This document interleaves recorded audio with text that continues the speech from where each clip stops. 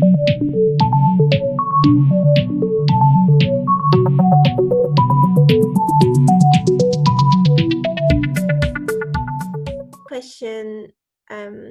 is appreciating that we've got people in this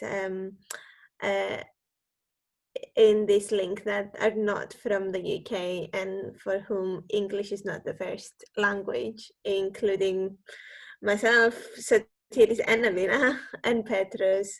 I'm wondering whether you faced any challenges finding a job in the finance industry, being internationals, and if you have faced any challenges, how did you overcome those? And if you have any advice for the international students or professionals in this room. Good question.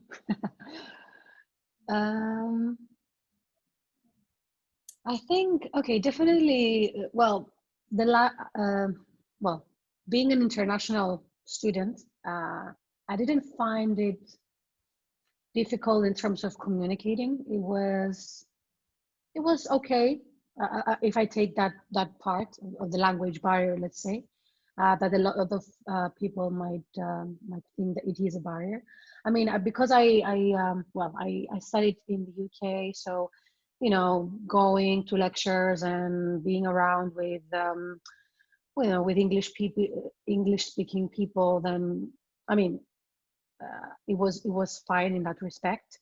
What I'd say as an advice, I'd say that, well, I found actually myself to be attracted more to the people that were actually talking the same language as me.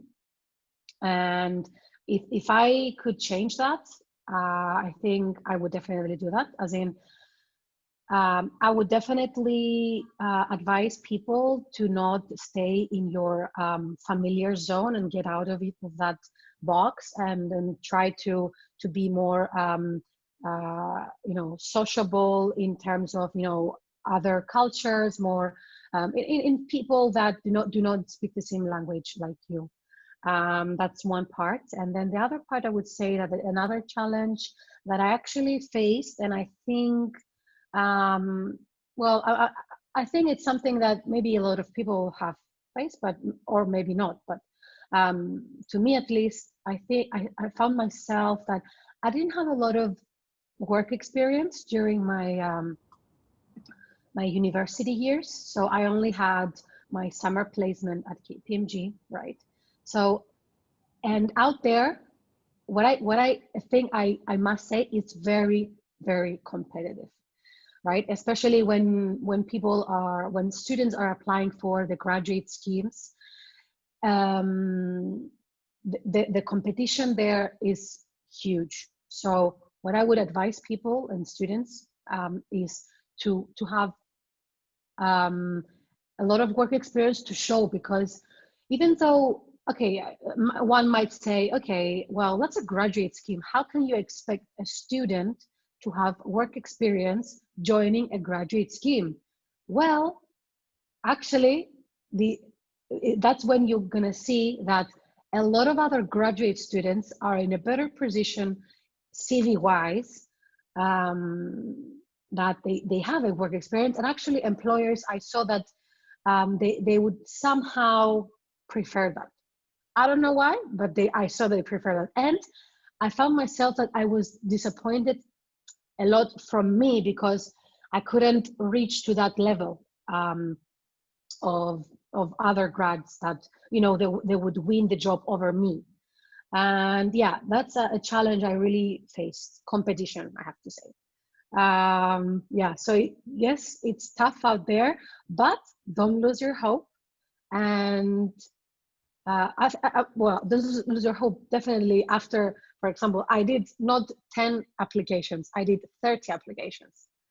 Yes, I did that, but it was good in a way that I realized now I can advise other students that, well, now that they're in their entry level career, to advise people. And yeah, if I had someone that could advise me, that would be great. But yeah, I that's think it. that's an amazing point, Elena. And I think you will agree with me that when we're talking about work experience, we don't mean just work. If you're applying for an investment bank, work experience at an investment bank, we mean work experience anywhere you can find, really, that will help you develop the skills that you need for the job that you dream of. So, Tiris, how about you? Language barriers, yeah. I think it's more of an internal barrier rather than what others would perceive. Certainly, joining nowadays an international organization, you find that yes, you might compete with a lot of people, but you also see that you're in the same boat with other people as well. Sometimes coming from all over the world, um, and I think that it gives you comfort that you're not the only one whose language is not, the first language is not English. And I think it's as you go through, and I mean, obviously, having studied in the UK for a few years before that,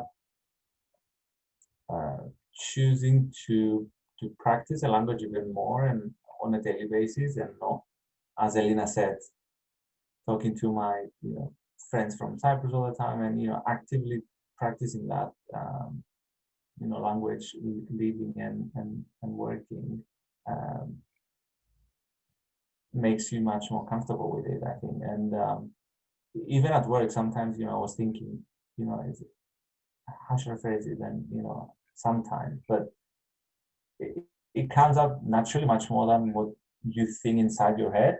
So yeah, I don't think that was much of an issue, at least, as I said, externally. It was rather an internal battle. And I think once you get that, validation from others that you're actually okay, you don't not need to worry about that. Like you're fine, and you know, you learn, the business jargon, let's say, as you go along, or what have you, like specific, buzzwords that you need to use in a workplace, and that's fine. I think it shouldn't be, at least, an issue that much. Thank So yeah. Yeah, thank you, Satiris. And I remember when I started, I definitely agree with you that it's an internal barrier. And when I started, I remember I kept a notebook with all the phrases that people used to, start an email, end an email. What would they say as they were making tea, and talk Yeah. about the weather. I learned all of those phrases, and then I started to use them, and now they come up naturally. And sometimes I don't even recognize myself when I'm speaking. So. Yes, and I think that concludes my questions. We've got time for our audience to post their questions in the chat room, or if you feel confident, unmute yourselves and ask a question. And I'm sure Elena and Satiris will be happy to answer those. Sure. And thanks for being a great host today, Nicoletta. Interesting questions indeed. Yeah. Thanks for that. Thank you. I hope our guests today found this useful. Yeah, so feel free to type in the chat or raise your hand, and we will unmute you to ask your questions.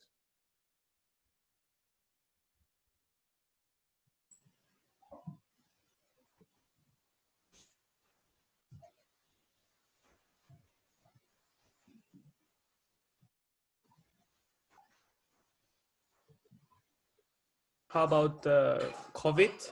So right now everyone is applying for jobs online, right?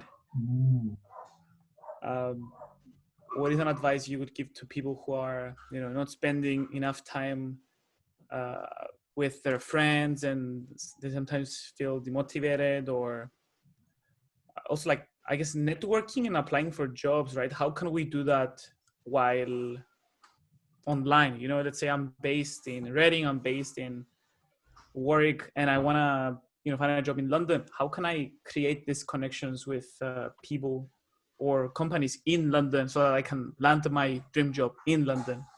Any thoughts on that?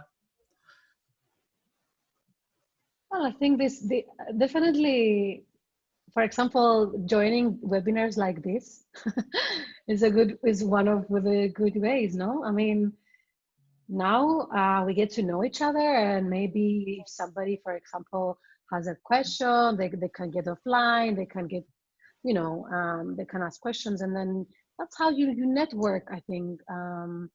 What else could you do? I think LinkedIn Yeah, to be honest, nowadays. yeah, during this pandemic is very difficult. Yeah, so there is go on. Sorry to interrupt. I just want to say, yeah, things like that, or networking platforms like professional platforms like LinkedIn. I think